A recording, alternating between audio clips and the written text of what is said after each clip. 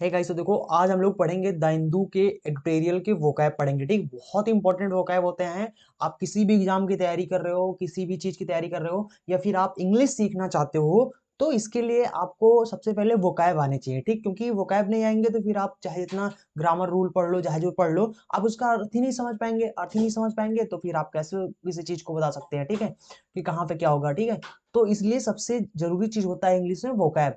तो आज हम लोग एडिटोरियल, द हिंदू के एडिटोरियल जो वोकैब है इंपॉर्टेंट इंपॉर्टेंट उनको देखेंगे। ठीक है, और टेंशन नहीं लेने का, बहुत ही आसान तरीके से मैं आपको बताऊंगा, और इस तरीके से बताऊंगा कि किसी भी वर्ड को यूज कैसे करना है, सेंटेंस बना बना के आपको बताऊंगा। ठीक, तो चलिए शुरू करते हैं, और चलिए इसको पहले जूम कर लेते हैं थोड़ा से। तो इस तरीके से हमने देखो इसको जूम कर लिया है। अब यहाँ पर सबसे पहले लिखा है आइडेंटिटी पैंग्स। पैंग्स का मतलब होता है, इसको मैंने पहले ही लिख दिया है, सबका अर्थ मैंने पहले ही लिख दिया है, ताकि आपको जल्दी जल्दी बता सकें, आपका जो समय है वो वेस्ट ना हो, जल्दी जल्दी आपको सब मीनिंग पता हो जाए। ठीक है, सडेन का सॉरी पैंग्स का मतलब होता है a sudden strong feeling of physical और इमोशनल पेन। मतलब होता है जो जो आपका दर्द होता है, एक तरीके से कह सकते हो जो दर्द होता है, और ऐसा दर्द जो फिजिकल हो चाहे इमोशनल हो, उस पेन को, उस दर्द को हम लोग बोलते हैं, चाहे जिस प्रकार का दर्द हो। ठीक है, जैसे पैंग ऑफ हैंगर बोल सकते हैं, यानी कि भूख का जो दर्द होता है। पैंग ऑफ, पैंग का मतलब दर्द, ऑफ का मतलब का, हैंगर मतलब भूख। भूख का जो दर्द होता है ना, बहुत तेज भूख, अरे बहुत तेज भूख लगी है, वो जो दर्द होता है ना, जो पेन होता है, उसको उसी को बोलते हैं हैंग। ठीक है, तो जैसे यहाँ पर आइडेंटिटी पैंग्स, अपनी आइडेंटिटी का मतलब पहचानो, अपनी पहचानिए अपनी दर्द को। ठीक है, तो ये इसका टाइटल हो गया। ठीक है, अब यहाँ पर कहते हैं एक रिपोर्ट जो कि ग्लोबल डिजिटल आईडीज पर है, ब्रिंग्स आधार लिमिटेशंस। ये ब्रिंग्स का मतलब होता है लाती है, आधार के लिमिटेशन को और रिस्क को लाती है फोकस करने में। ठीक है, चलिए अब लोग यहां से देखते हैं इन एन इनोकुलसली टाइटल्ड रिपोर्ट। यानी कि इन एन का मतलब होता है, इनोकुलसली का मतलब पहले समझ लो। इनोकुलसली का मतलब होता है किसी चीज को चोट पहुंचाने या अपसेट ना करने के इरादे से जो काम आप करते हैं, उस तरीके को, जिस तरीके से आप इस तरीके के जब काम करते हैं तो उसको क्या बोलते हैं, मतलब ऐसा ऐसे तरीके से कोई चीज जब आप करते हैं जो किसी को अपसेट ना कर रहा हो, है ना, किसी को चोट पहुंचाने के तरीके, किसी को चोट ना पहुंचाने के तरीके से जब आप करते हैं, तो उसको हम लोग इनोकुलसली बोलते हैं, जिसको आप हार्मलेसली बोल सकते हो। यानी किसी को हार्म का मतलब चोट पहुंचाना, लेस का मतलब होता है ना पहुंचाना। ठीक, और एल वाई लगाकर एडवर्ब बना देते हैं। ठीक, तो ये एक एडवर्ब है, इसका मतलब होता है किसी को चोट ना पहुंचाने के तरीके से। ठीक है, आप सेफ्टी बोल सकते हैं। ठीक है, तो कहते हैं कि इन एन इनोकुलसली, एक चोट ना पहुंचाने वाले तरीके से, जो टाइटल यानी टाइटल लिखा हुआ जो रिपोर्ट है, टाइटल पर यानी रिपोर्ट पर लिखा गया जो टाइटल है। ठीक है, और वो किस चीज पर है, ये जो रिपोर्ट है वो किस चीज पर है, डिसेंट्रलाइज्ड फाइनेंस और डिजिटल एसेट्स पर, इस चीज पर। ठीक, डिसेंट्रलाइज का मतलब होता है किसी चीज को विकेंद्रीकरण करना। ठीक, तो यानी कि जो विकेंद्रित जो फाइनेंस और डिजिटल एसेट्स हैं, इस पर जो रिपोर्ट है। ठीक, और वो रिपोर्ट जो रिलीज की गई थी लास्ट संडे को, यानी कि पिछले शनिवार को। ठीक है, वो रिपोर्ट। ठीक है, अब यहाँ पर कहते हैं ग्लोबल रेटिंग, पूरी दुनिया को रेट करने वाली, रेटिंग देने वाली, जो बहुत मेजर का मतलब होता है बहुत बड़ी, जो मूडीज, ये कंपनी का नाम है। ठीक, कंपनी का नाम क्या है, मूडीज इन्वेस्टर्स सर्विस, ये कंपनी का नाम है। इस कंपनी ने हैज फ्लग्ड, फ्लग्ड का मतलब होता है, देखो इसको अच्छे समझते हैं, फ्लड का मतलब क्या होता है। देखो, फ्लड के दो अर्थ होते हैं, ये एक वर्ब होता है, और इसको बहुत ध्यान समझना, जब कभी भी आपको अगर फ्लैग एज अ वर्ब रूप में आ जाए तो बस इसके यही दोनों अर्थ होंगे। ठीक है, क्या होता है, पहला इसका मीनिंग होता है कोई चीज थका हुआ, कमजोर या कम जोशीला होना या पड़ जाना। किसी चीज का थका हुआ, कमजोर या कम जोशीला होना या पड़ जाना, ये इसका पहला अर्थ होता है। दूसरा इसका अर्थ होता है किसी जरूरी चीज के प्रति ध्यान खींचना या वार्निंग देना, इसको बोलते हैं। यानी देखो, किसी चीज की तरफ अगर आप किसी चीज को वार्निंग देते हो तो इसका मतलब आप किसी चीज को, है ना, किसी चीज के प्रति अपना ध्यान खींच रहे हो। ठीक है, तो दोनों चीज वही है, चाहे आप वार्निंग देना कर सकते हो या किसी चीज के खिलाफ, है ना, किसी चीज के प्रति ध्यान खींचना। ठीक है, जैसे कि देखो एग्जाम्पल में समझ जाओगे। देखो यहाँ पे लिखा है I have flagged the paragraphs, हमने फ्लैग्ड किया, फ्लैग्ड का मतलब पैराग्राफ्स पर ध्यान खींचा, दैट, इस बात के लिए कि वी नीड, हमें जरूरत है देखने की, एट इन मोर डिटेल, इसको और ज्यादा डिटेल में देखने की जरूरत है। जैसे, और दूसरा, हर कॉन्फिडेंस हैड नेवर फ्लग्ड, उसका कॉन्फिडेंस जो है वो कभी भी कमजोर नहीं पड़ा, यानी पहला वाला अर्थ दे रहा, ठीक है। इसमें दूसरा वाला अर्थ दे रहा है कि अपने पैराग्राफ्स की तरफ ध्यान खींचा, और इस वाले में क्या अर्थ है कि हर कॉन्फिडेंस हैड नेवर फ्लैग्ड, उसका कॉन्फिडेंस कभी भी कमजोर नहीं पड़ा, कभी भी कम जोशीला नहीं हुआ, ठीक है। जय जो बोल सकते हो। देखो अब आप सोचेंगे कि हम कब इसका अर्थ समझेंगे, कब इसका कौन सा अर्थ निकल रहा है, तो यार वो धीरे धीरे जब आप पढ़ेंगे ना तो आप धीरे धीरे खुद सीख जाएंगे कि हाँ इसका कहाँ पर क्या मीनिंग आ रहा है, ठीक है। तो बस इसके दो ही अर्थ होते हैं, कमजोर पड़ जाना या फिर किसी चीज के प्रति ध्यान खींचना। तो यहाँ पर मैंने सेंटेंस समझा दिया है। अगर आई होप आपको थोड़ा सा कंफ्यूजन हुआ हो तो फिर से पीछे कर लो वीडियो को, फिर से देखो ना, ध्यान से समझो, समझ में आ जाएगा सबको, ठीक है। तो ये इसका मतलब हुआ। तो यहाँ पर क्या कहते हैं कि जो ये जो कंपनी है इसने ध्यान खींचा किस चीज पर, कुछ अनकंफर्टेबल, जो कुछ असहज का, अनकंफर्टेबल का मतलब होता है असहज, जो आपको बहुत बेकार लगे। असहज मतलब होता है, कंफर्टेबल का मतलब जो आनंददायक हो, ठीक है। और अनकंफर्टेबल उसका अपोजिट हो जाता है, जो आपको आनंद ना दे, ठीक, जो असहज हो। यानी कि ध्यान खींचा किस चीज की तरफ, असहज जो होम ट्रूथ्स हैं। होम ट्रूथ्स का मतलब होता है जो सच्चाइयां हैं, ठीक। होम ट्रूथ्स पहले समझ लो। होम ट्रूथ का मतलब होता है अनप्लीजेंट जो फैक्ट होते हैं किसी पर्सन के बारे में, खास करके इसको किसी दूसरे के द्वारा बताया जाता है, ठीक। जैसे कि आपके अंदर कोई अनप्लीजेंट, यानी कोई दुखित कर देने वाली फैक्ट है आपके अंदर, और उसको कोई दूसरा व्यक्ति आपको आकर बताए, तो उसको क्या बोलते हैं, उसको बोलते हैं होम ट्रूथ्स। जैसे यही समय है आप उसे बता दें कुछ जो उसके होम ट्रूथ्स हैं, जो उसकी सच्चाइयां हैं, जो उसके बारे में अनप्लीजेंट फैक्ट है या ट्रूथ है, ठीक है। तो इसका मतलब क्या होता है कि वो सच्चाइयां, होम ट्रूथ्स का मतलब क्या होता है, वो सच्चाइयां जो किसी दूसरे के द्वारा आपके बारे में, वो सच्चाइयां आपके अंदर की वो सच्चाइयां जो किसी कोई दूसरा बताता है, उसको होम ट्रूथ्स बोलते हैं, ठीक है। हैज फ्लैग्ड यानी वार्निंग दिया कुछ जो अनकंफर्टेबल होम ट्रूथ्स हैं, जो फैक्ट्स हैं किस चीज के बारे में, इंडियास यानी इंडिया की, अपोस्ट्रोफी का मतलब क्या होता है, इंडिया की जो एम्बिशियस डिजिटल आइडेंटिफिकेशन प्रोग्राम जो है, ठीक, इस चीज के बारे में। यानी कि ये देखो, एम्बिशियस का मतलब होता है, एम्बिशियस का मतलब एक एडजेक्टिव है, और इसका मतलब होता है कि देखो इसके इसके भी दो अर्थ होते हैं। जब कभी भी एम्बिशियस मिलेगा तो बस इसके दो ही अर्थ होंगे, याद रखना, ज्यादा भटकने की जरूरत नहीं है। इसलिए मैंने इसको हिंदी में भी लिख दिया है ताकि आपको एकदम फील आ जाए, ठीक। पूरा निचोड़, इस शब्द का जो निचोड़ है पूरा पूरा मैंने आपको दे दिया है, ठीक है। इसका जो एंटोनिम है वो भी मैंने बता दिया है, जो इसके दो देख लो यहाँ पर तीन तीन सेंटेंस मैंने बना के समझाया है ताकि आपको समझ में आ जाए, ठीक है। इसका मतलब होता है, एम्बिशियस का मतलब होता है, वैसे तो बोला जाए तो महत्वाकांक्षी होता है, बट आपको वो नहीं याद रखना, मैं जो बता रहा हूँ वो याद रखना, ठीक है। एम्बिशियस का मतलब होता है कि जो आपके अंदर तलब होती है, तलब होती है किस चीज के लिए, तलब अमीर बनने की, सफल होने की, या पावरफुल बनने की, जो तलब होती है आपके अंदर, बहुत तेज जो भूख होती है इन सब चीजों की, ठीक है, उस तलब को क्या बोलते हैं, एम्बिशियस बोलते हैं, ठीक है। या फिर दूसरा इसका अर्थ होता है बहुत ज्यादा प्रयास वाला, पैसा वाला या समय वाले चीज को हम लोग क्या बोलते हैं, एम्बिशियस बोलते हैं, ठीक है। जैसे कि they were very ambitious for their children, वो बहुत ज्यादा एम्बिशियस हैं, यानी उनके अंदर बहुत ज्यादा तलब है, फॉर देयर चिल्ड्रन अपने बच्चों के लिए। किस लिए अपने बच्चों के लिए, यानी कि अपने बच्चों के लिए कि वो लोग सफल हो जाएं, ठीक है। टू बी सक्सेसफुल, मतलब उनके अंदर इतना ज्यादा तलब है, इतने ज्यादा तलब है कि उनके बच्चे ना जल्दी से सफल हो जाए, ठीक, वो चाहते हैं कि बहुत जल्दी सफल हो जाए। तो ये इसका अर्थ हो गया। तो जैसे दूसरा सेंटेंस में लिख दिया यहाँ, यानी कि इसका मतलब क्या हुआ, गवर्नमेंट्स यानी गवर्नमेंट का जो एम्बिशियस प्लान्स है, गवर्नमेंट का ऐसा प्लान जो एम्बिशियस है, एम्बिशियस का मतलब होता है जो यानी कि ऐसा प्लान जो बहुत, जिसमें बहुत प्रयास, बहुत मेहनत की जरूरत है और बहुत समय की जरूरत है, ऐसा प्लान किसके लिए, सोशल रिफॉर्म यानी समाज सुधार के लिए। तो गवर्नमेंट का जो प्लान है वो कैसा है, एम्बिशियस है, यानी समाज सुधार के लिए जो प्लान है वो कैसा है, एम्बिशियस है, मतलब ऐसा प्लान है जिसको बहुत प्रयास और बहुत समय देने की जरूरत है, ठीक है, ऐसा प्लान।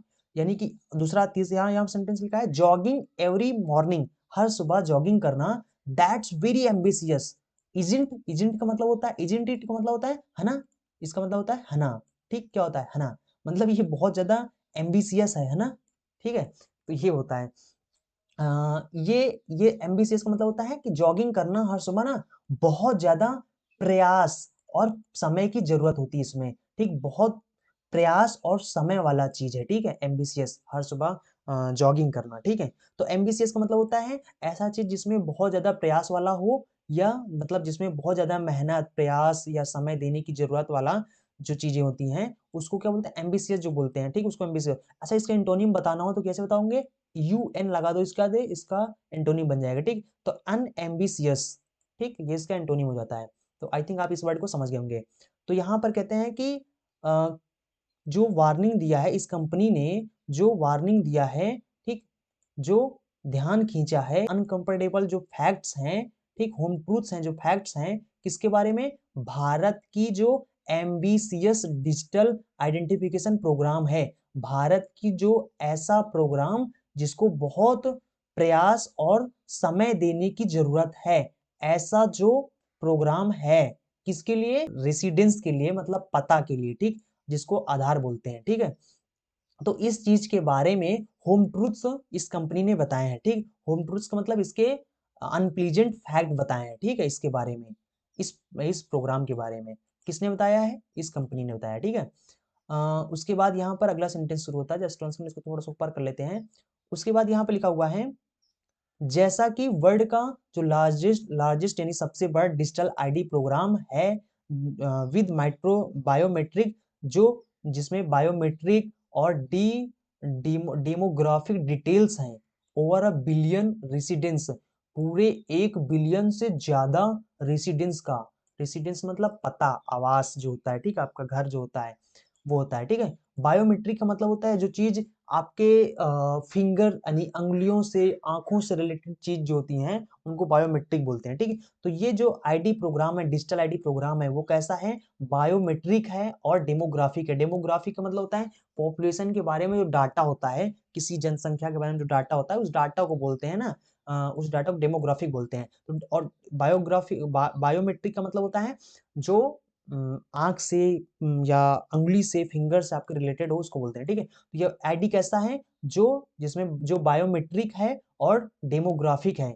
मतलब जो जिसमें फिंगर आपके होते हैं, जैसे देखो डिजिटल आईडी प्रोग्राम क्या है, वही आधार कार्ड की बात है। आधार कार्ड में क्या होता है, आधार कार्ड में आपका बायोमेट्रिक फिंगर होता है, आंख वाला होता है, ठीक है, और जो आपका पूरा डाटा होता है, डेमोग्राफिक डिटेल्स होते हैं। तो कहते हैं ऐसे 1 बिलियन से ज्यादा पताओं का या घरों का डाटा है, ठीक है, इस आईडी प्रोग्राम में। Stand out for its scale, ये जो प्रोग्राम है ये स्टैंड आउट करता है अपने क्षेत्र में। स्केल का मतलब होता है अपने रेंज में, ठीक है। तो स्टैंड आउट का मतलब क्या होता है, स्टैंड आउट का मतलब होता है जो नोटेबल हो, जो एक्सेप्शनल हो, मतलब जो सबसे हटकर हो या अलग हो, उसको क्या बोलते हैं, स्टैंड आउट। एक फ्रेजल वर्ब होता है, इसका मतलब होता है जैसे कि she is the sort of person, वो इस प्रकार का आदमी है, वो इस प्रकार की आदमी है। चलो इसको ही लिख देते हैं, he is a sort of person, वो इस प्रकार की जैसे पर्सन के लिए ही यूज करते हैं ना, इसलिए ही लिख दिया यहाँ पर।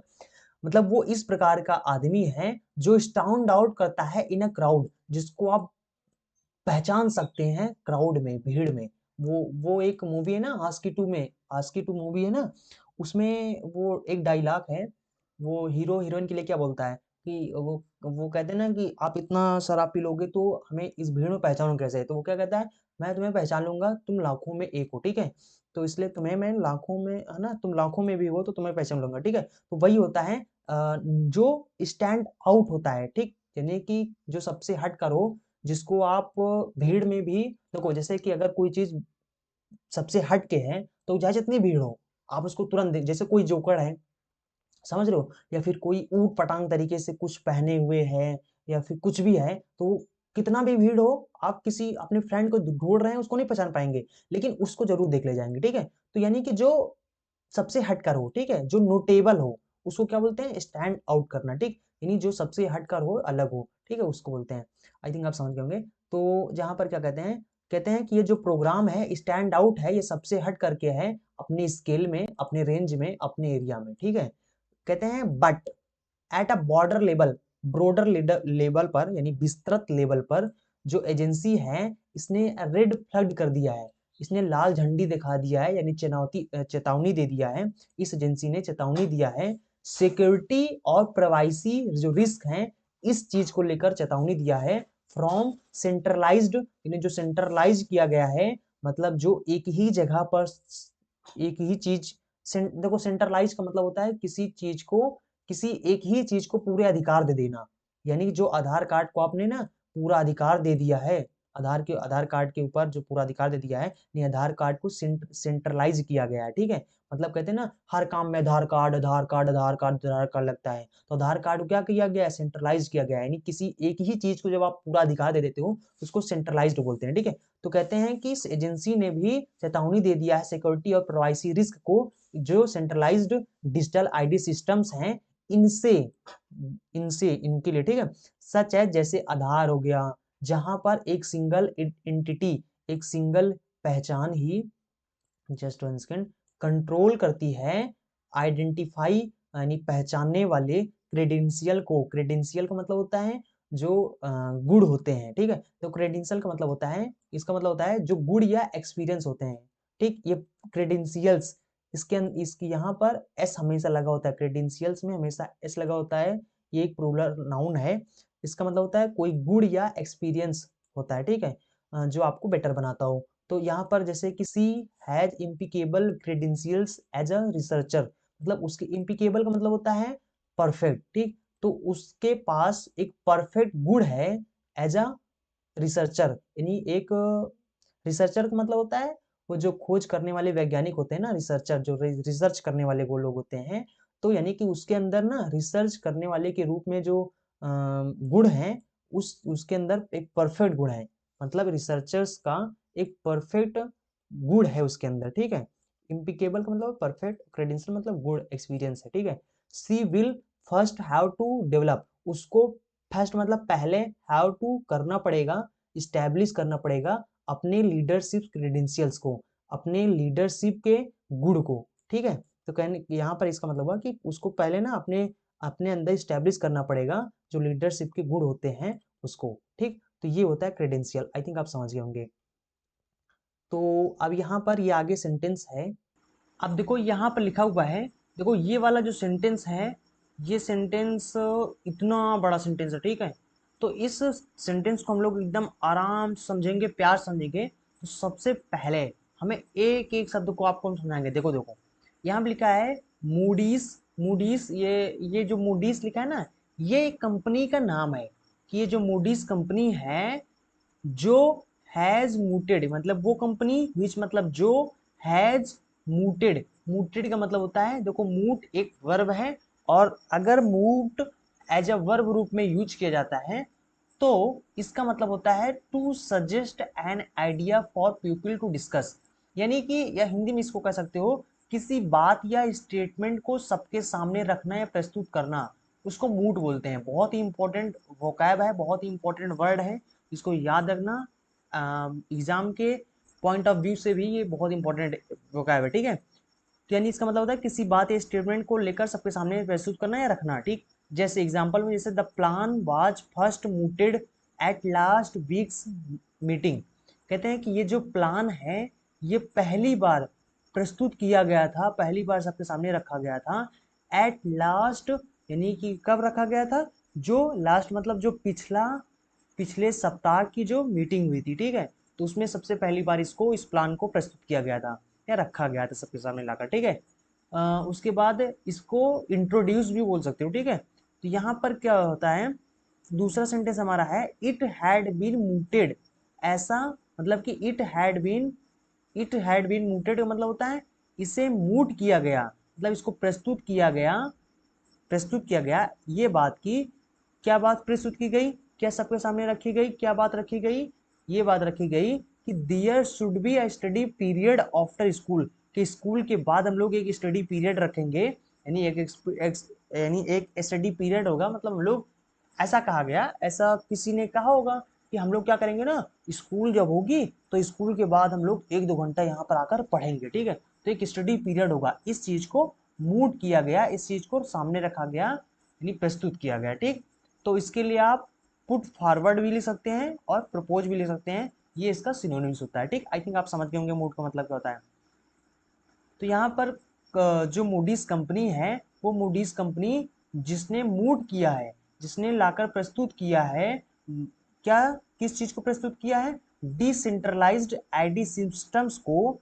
ये जो डिसेंट्रलाइज्ड का मतलब होता है विकेंद्रीकृत, जो आईडी सिस्टम्स हैं वो आईडी सिस्टम्स जो देते हैं यूजर को बहुत ज़्यादा मोर कंट्रोल देते हैं ओवर देयर डाटा, उनके अपने डाटा पर।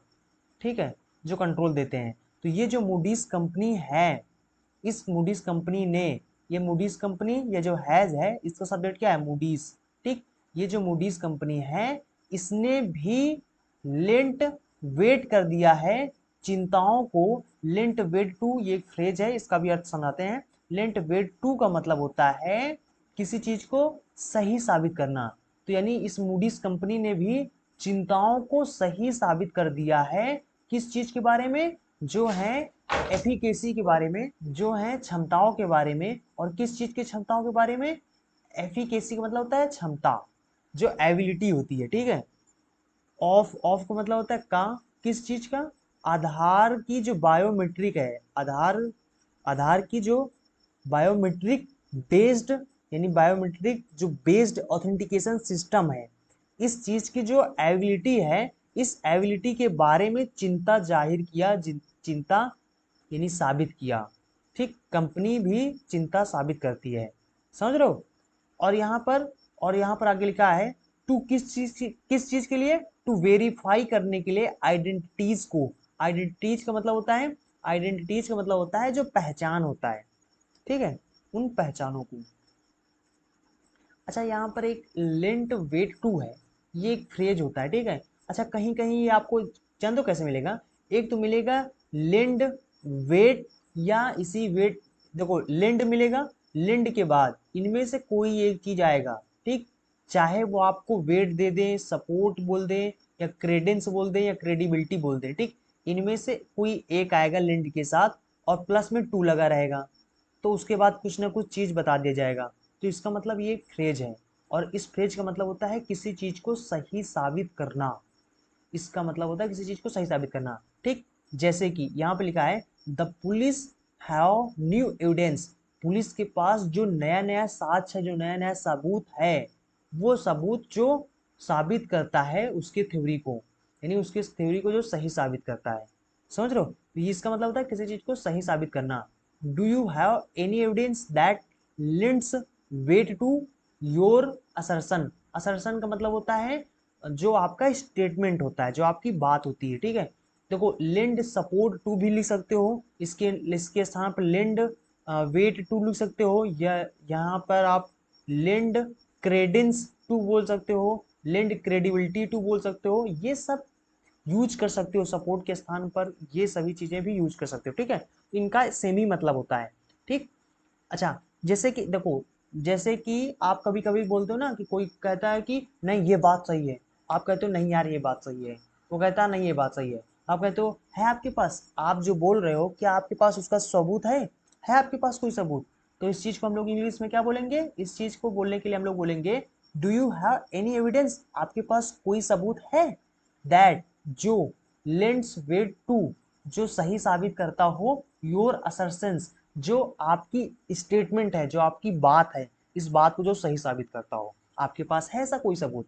ठीक, तो ये बहुत अच्छा, जो आप इसको आपके स्पोकन इंग्लिश के लिए भी इम्पोर्टेंट है, एग्जाम के पॉइंट ऑफ व्यू से भी इम्पोर्टेंट है, और एडिटोरियल में तो आपको मिलेगा ही मिलेगा, एडिटोरियल मिलेगा तो एग्जाम में भी आएगा। ठीक है, ये चीज़ है, आई थिंक आप इसको समझ गए होंगे। चलो ठीक है, आगे बढ़ते हैं। तो यहाँ पर क्या कहते हैं, मूडीज जो है, ये सब्जेक्ट आपको गया, मूडीज ये जो कंपनी है इसने भी चिंता जाहिर किया है, मतलब चिंताओं को सही साबित किया है किस चीज के बारे में, जो है उन क्षमता, यानी कि जो है क्षमता के बारे में, किस चीज की क्षमता के बारे में, जो आधार की बायोमेट्रिक बेस्ड ऑथेंटिकेशन सिस्टम है, इस सिस्टम की जो क्षमता है इसके बारे में चिंताओं को सही साबित करती है। यानी इस कंपनी ने भी कहा कि भैया ये सही चीज नहीं है, आधार की जो बायोमेट्रिक बेस्ड ऑथेंटिकेशन सिस्टम है ये सही नहीं है। ठीक है, टू वेरीफाई करने के लिए किसी की पहचान को। ठीक है, यानी सही साबित करने के लिए किसी की पहचान को, ठीक।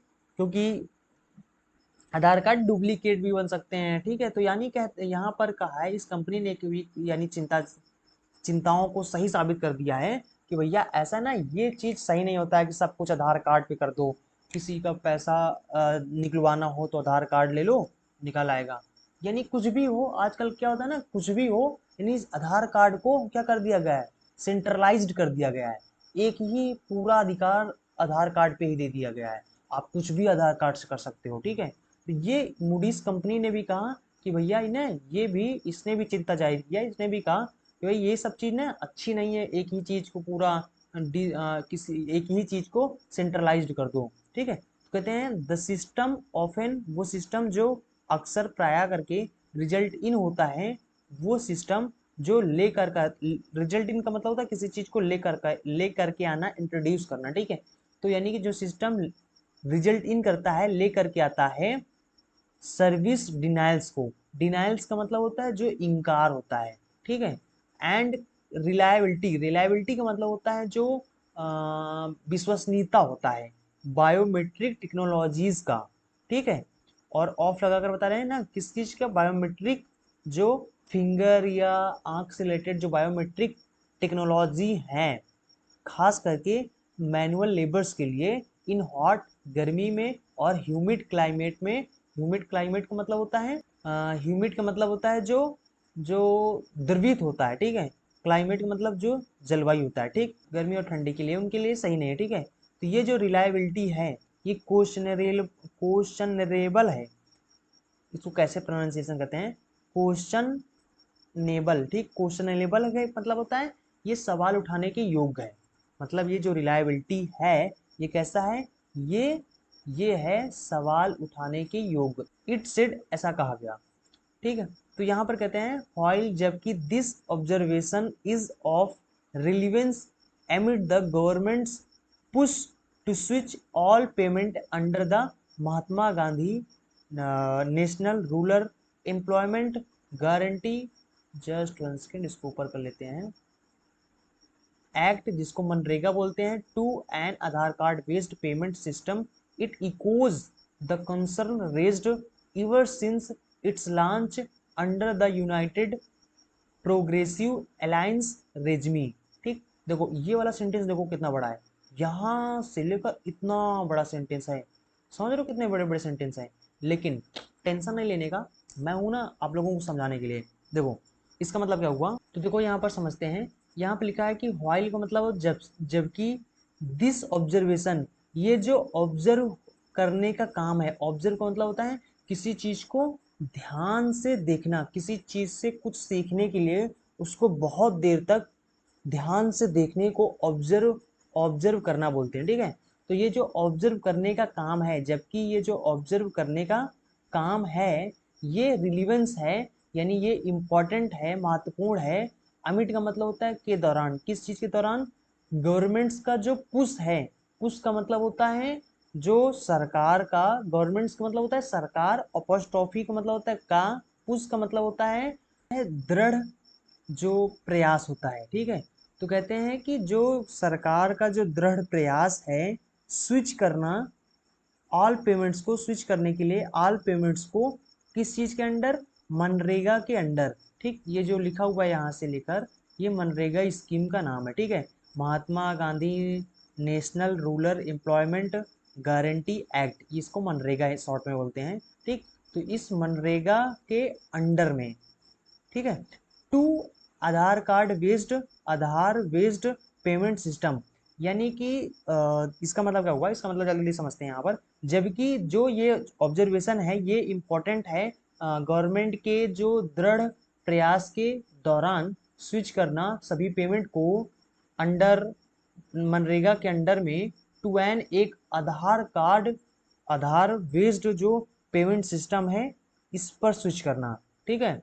ये ये जो स्विच करने का काम है, ये इकोज करता है। इको का मतलब होता है किसी चीज को बार बार गूंजना, ये बार बार गूंजाता है, ये बार बार दोहराता है, किस चीज को, चिंताओं को बार बार दोहराता है। और वो चिंताएं जो उठे हैं, जो उठ गए हैं, कब से उठे हैं, ever since, जब से its launch under United Progressive alliance regime, regime का मतलब होता है सरकार, ठीक है, जब से सरकार या प्रशासन, ठीक है, कहते हैं कि जब से ये लॉन्च हुआ है, किसके अंडर में, किसके अंडर लॉन्च हुआ था, यूनाइटेड प्रोग्रेसिव अलायंस के प्रशासन के दौरान, है ना, के अंडर में, तहत में जब ये लॉन्च हुआ था, तब से लेकर इसमें चिंताएं उठ रही हैं, ठीक है, चिंताएं बार बार दोहरा रही हैं, यानी इकोज कर रही हैं, ठीक है, ये इसका मतलब हो गया। तो इसका मतलब ओवरऑल इसका मतलब ये हुआ कि सरकार कह रही है कि मनरेगा वाली जितनी भी पेमेंट्स होंगी, यानी कि मनरेगा का मतलब होता है जो लेबर फरवा पलरा करते हैं, उनका जो पैसा मिलेगा, जो तनख्वाह मिलेगा, वो एक आधार कार्ड पर बेस्ड कर दिया जाएगा, आधार कार्ड पर, आधार कार्ड बेस्ड पेमेंट सिस्टम में कर दिया जाएगा। तो यानी कि ये एडिटोरियल का जो एडिटर है वो ये कह रहा है कि ये सब करना ना बहुत खतरा है, इसी ये सब करने के लिए इसमें बहुत रिस्क है, इसमें बहुत चिंताएं जाहिर कर रहा है। वो ये कहना चाह रहा है, राइट, एडिटर कह रहा है कि यार ये सब कुछ एक ही चीज को दे देना ये अच्छी चीज नहीं होता है, ठीक है, यानी कि इसमें कई सारी चिंताएं जाहिर कर रहा है एडिटर, ठीक है, तो ये सब चीज़ों के बारे में है। तो आई थिंक आप लोग समझ गए होंगे। तो बस हम लोग इतना ही पढ़ेंगे, आधा ही एडिटोरियल पढ़ेंगे। तो हम लोगों का बस मेन टारगेट ये था कि कैसे समझना है और साथ ही साथ जो वोकैब हैं उनको कैसे तैयार करना है। तो आई थिंक आप लोगों को आज बहुत कुछ यहाँ पर सीखने को मिले होगा। जितने भी ये वोकैब हैं इनको आप नोट डाउन कर लीजिए, लिख लीजिए कहीं पर, और इनको रोज रिवाइज करिए ताकि आपको ये याद हो जाए, ठीक है। चलते हैं, मिलेंगे अगले वीडियो में, अगले में हम लोग फिर से इसी तरीके से बेहतरीन तरीके से सीखेंगे। तो चलते हैं, फिर मिलेंगे अगले वीडियो को लाइक जरूर करना और दोस्तों के साथ शेयर जरूर करना। चलते हैं, मिलेंगे अगले वीडियो में। Thanks for watching and see you again in next video.